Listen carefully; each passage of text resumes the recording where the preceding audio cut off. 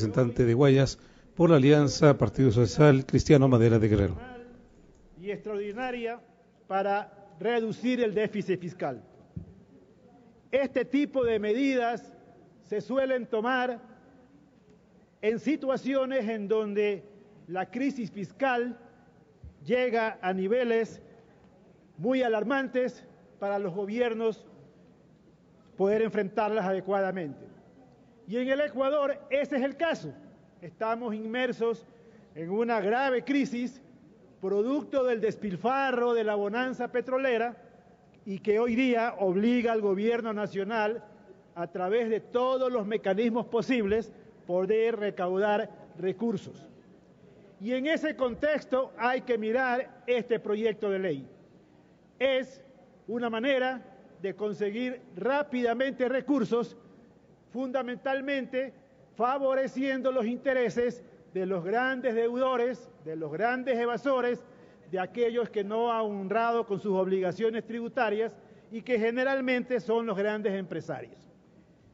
Es verdad que algunos pequeños ciudadanos también se van a beneficiar de esta remisión de multas e intereses y van a ser precisamente aquellos a los que nunca debió aplicársele multas ni intereses. Son aquellos ciudadanos que, en primer lugar, no tienen ni siquiera que pagar impuesto a la renta, pero se olvidaron de hacer las declaraciones del mismo.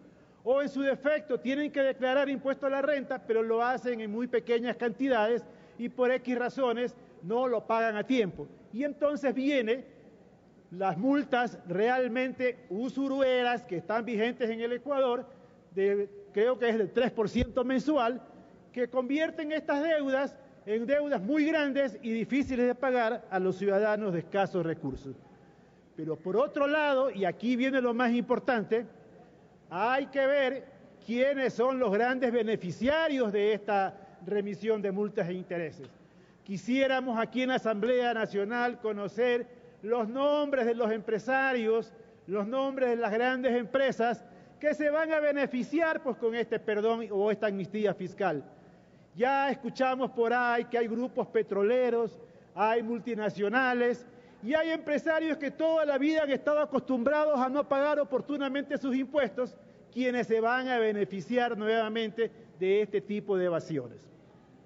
Quiero señalar que en términos de recaudación de dinero, estas amnistías fiscales siempre han tenido éxitos muy relativos, no solamente en muchas partes del mundo, sino también incluso en el Ecuador. De hecho, la anterior amnistía fiscal que se aprobó en el Ecuador, si no me equivoco, en el 2008, apenas produjo una recaudación extraordinaria de no más de 200 millones de dólares, es decir, la quinta parte de las deudas que estaban vigentes o que estaban en litigio en ese momento, que era alrededor de 1.000 millones. Ahora se nos ha dicho, de acuerdo a las estadísticas que se han presentado en los informes, que el monto total de las deudas asumiría a más o menos 3.000 millones de dólares. Obviamente sin incluir las multas y los intereses, que son otros 3.000 millones más. Y de esos 3.000 millones de dólares que estarían por cobrarse, el SRI, y he escuchado esta mañana a la directora del SRI decir que aspiran a recaudar apenas 500 millones de dólares. Ojalá que sea así, por el bien de todos los ecuatorianos, porque en la medida en que este gobierno vaya cerrando la enorme brecha fiscal que tiene, evidentemente podemos dormir más tranquilos los ecuatorianos y no esperar nuevos paquetazos en las próximas semanas. Pero sí es importante señalar también que el hacer amnistías fiscales y hacerlo cada cierto tiempo, como se está haciendo costumbre en el Ecuador, no es una buena señal para la gran mayoría de los ecuatorianos honestos y responsables que oportunamente cumplen con sus obligaciones tributarias para con el Estado. El ciudadano, si hay algo bueno que ha ocurrido en estas últimas décadas en el tema de recaudación de impuestos, es que se ha creado una conciencia ciudadana de que es necesario pagar impuestos, que es bueno pagar impuestos, que eso nos beneficia a todos. Y por lo tanto, cuando el ciudadano honesto ve que de tarde en tarde se aprueban en la Asamblea Nacional amnistías fiscales que fundamentalmente van dirigidas a beneficiar los intereses de unas cuantas personas o cuantas empresas, obviamente le indigna saber que no es buen negocio ser honesto en este país. Y entonces esa es la parte que preocupa, el mal mensaje que se da al ciudadano honesto cuando se aprueban este tipo de amnistías.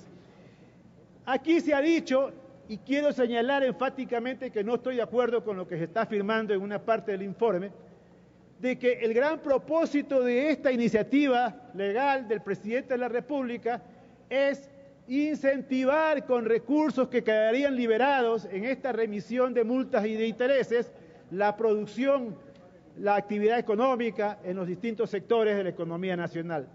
No hay nada más lejos que la verdad, que esa afirmación. Generalmente los grandes evasores no evaden, señores, porque quieren tener dinero disponible para poder hacer inversiones adicionales. Evaden porque quieren aumentar sus utilidades. Y de hecho, muchos de los que van a salir beneficiados de esta nueva amnistía fiscal, eso es lo que harán, incrementarán sus utilidades, remesarán esas utilidades al exterior en el caso de que sean empresas extranjeras.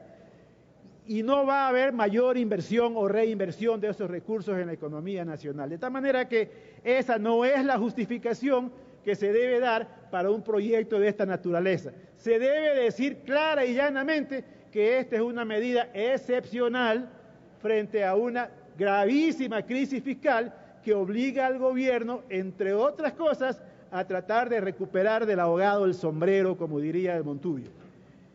Finalmente, ¿por qué muchas personas o muchas empresas no se acogen a este tipo de amnistías fiscales? Y aquí cabe una reflexión, porque como señalaba anteriormente, en la mayoría de los casos, el monto que se recauda de estas amnistías fiscales es muy pequeño, no sobrepasa más allá del 20% de las deudas que están en litigio.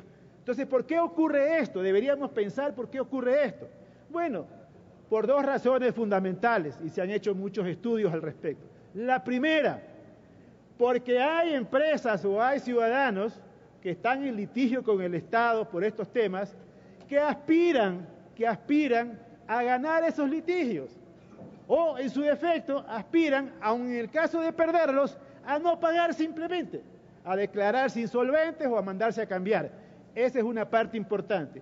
Y la otra es porque también hay ciudadanos y también hay empresas que no quieren que afloren la remisión de capitales al exterior y que les pueda afectar no solamente en el pago de impuestos en el ejercicio en que están en litigio con el Estado, sino que, lo más grave, en los posteriores ejercicios fiscales. Por esas dos razones es que nunca se recauda sino apenas el 20% de lo que está en litigio con los deudores al fisco. De tal manera que en este contexto es que hay que analizar esta nueva iniciativa urgente económica de la presidencia, porque no nos engañemos, aquí los grandes beneficiarios van a ser unos pocos que sí quisiéramos saber con nombre y apellido quiénes son, porque ya se está comentando en las esferas del país algunos grandes beneficiarios de esta amnistía. Y entonces señalar... Tiene un minuto, asambleísta. Que ojalá, en viendo los ecuatorianos para que no se nos vengan nuevos garrotazos económicos, se pueda recaudar. Le deseamos desde ya el mayor de los éxitos al SRI, que recaude los 500 millones de dólares que dicen que van a recaudar con este proyecto de ley. Ojalá sea así, repito, en beneficio de todos los ecuatorianos. Gracias, señora presidenta. Fue la intervención y los puntos de vista de Moisés Tagle Galárraga, representante